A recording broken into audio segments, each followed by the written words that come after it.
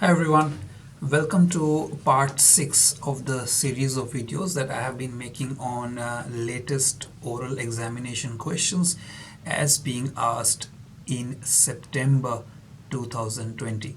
So here is part 6 and I have been asked to go into the details of what is being asked of students. Students want more information, so I will provide you with all that information. This information is being sent to me by my friends and students and some other people that I sailed with previously, and they are sending me these questions from Australia, UK, India, and Singapore. This particular student passed his exams recently. These are his second mate exams. So, and there are some questions here from a chief mate student as well. So I'll just combine the two students and I'll go into the details of what was asked of them. All right. So the student says that this particular oral took about 1 hour for him, and he was initially asked about previous vessels he has sailed on.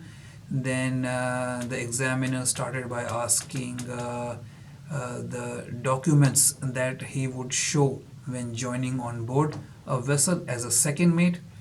After that, he was asked about familiarization when joining on board, especially regarding safety equipment, firefighting equipment, and bridge equipment. What is the process behind it, and who took him through the familiarization and what was done. Do not forget to mention about the ISM documentation that is also required to be filled out. Do not merely mention that I will use checklist. Please mention what is there in the checklist. That is what the surveyor wants to know from you. All right. Then the surveyor asked him about the magnetic compass, showed him a picture, and asked him to name the parts of the magnetic compass. He was asked how to take a bearing using the compass, which is required, magnetic or gyro. Well, both are required. You can't pick and choose. Gyro is, of course, these days the primary means of steering and sailing, but you need a magnetic compass to back it up as well. Once he had taken a bearing, how would he plot it on the chart? He was also asked to correct or convert the compass bearing to true bearing using the principles of, I don't know whether you follow CDMVT or CADT, but anyhow, you should be able to convert the compass bearing to true bearing and vice versa. The candidate says he didn't have to calculate, the surveyor just wanted to know how and where he would find the deviation and variation. Then he moved on into ECDIS and passage planning. What are the different stages of a passage plan? The candidate, of course, took him through the stages of appraisal, planning, execution, and monitoring. The candidate says the surveyor wanted him to go into details on the monitoring stage with special regards to if a pilot was on board in a narrow channel. The candidate says he mentioned about the main alarms of ECDIS and that it should be maintained, charts should be updated, regular position fixes should be taken to cross-check positions of the vessel, and use of range and bearings, parallel indexing lines. These are some of the things you have to mention to impress the surveyor and to show him about your knowledge in this area. The candidate was also asked about his responsibilities or responsibilities of the officer on watch with pilot on board. How do you maintain the vessel's safety, and informing master if in doubt. Keeping a safe watch at all times, especially with pilot on board, is what he wants to hear, and what you would be doing to do so is what he wants to know. So keeping a lookout, making sure you keep an eye on the positions. Don't only rely on the pilot, but also make sure that you are constantly communicating with the pilot regarding the safety of the vessel. Alright, then he was asked about the maintenance requirements of firefighting equipment, especially talking about the SMS or the safety management system and the PMS, that is the planned maintenance schedule. What are the types of fixed firefighting systems and how to maintain various firefighting equipment like fire hoses and fire extinguishers. The candidate was also asked about the CO2 system as used in the cargo holds and the water ingress alarm. What are they used for? Alright, so water ingress alarm, if you don't know, they are normally installed in bilges, and that gives an indication if there is any kind of flooding, or if the bilges are full, or if there is any cargo leakage. This is in cargo ships, of course, I'm talking about. You have cargo or water ingress alarm. Sometimes you may have water ingress alarm on other type of ships as well. Anywhere where you need an indication of flooding, that is the first indication.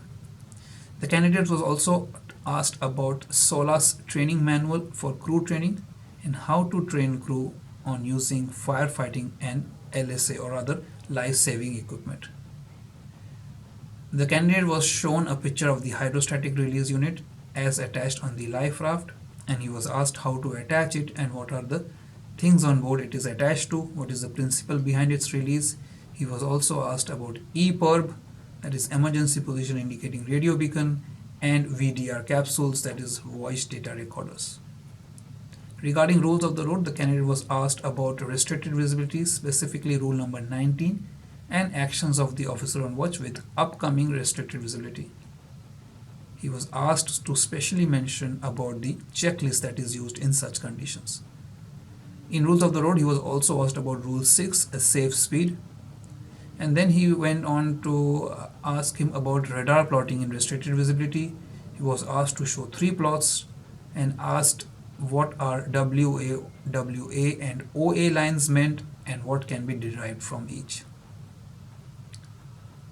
Then the candidate was asked if there is a vessel forward of the beam, would he alter to port for a vessel forward of the beam or not. Now go back to rule number 19 and read upon that.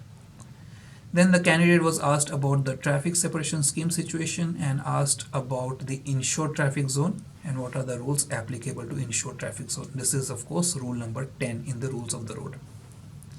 What would you do if a power driven vessel is crossing in traffic separation schemes on your starboard side? I have made a video on that. I have shown you a case study. I have explained the rules regarding the crossing of 2 power driven vessels in a traffic separation scheme. Alright, then the candidate was asked about Voyage, and he was showed pictures of different buoys and asked for lights, rhythm, action and what they indicate. The north cardinal mark, prefer channel to starboard, isolated danger, emergency wreck buoy, eastern cardinal marks, special marks are some of the buoys that he was asked.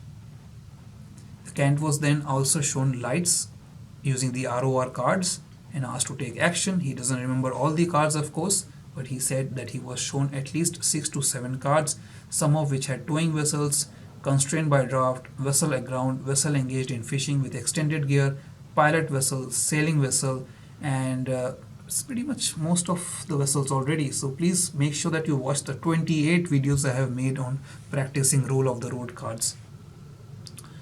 He wanted the day shapes and sound signals for all of them and how to take action for most of them as well.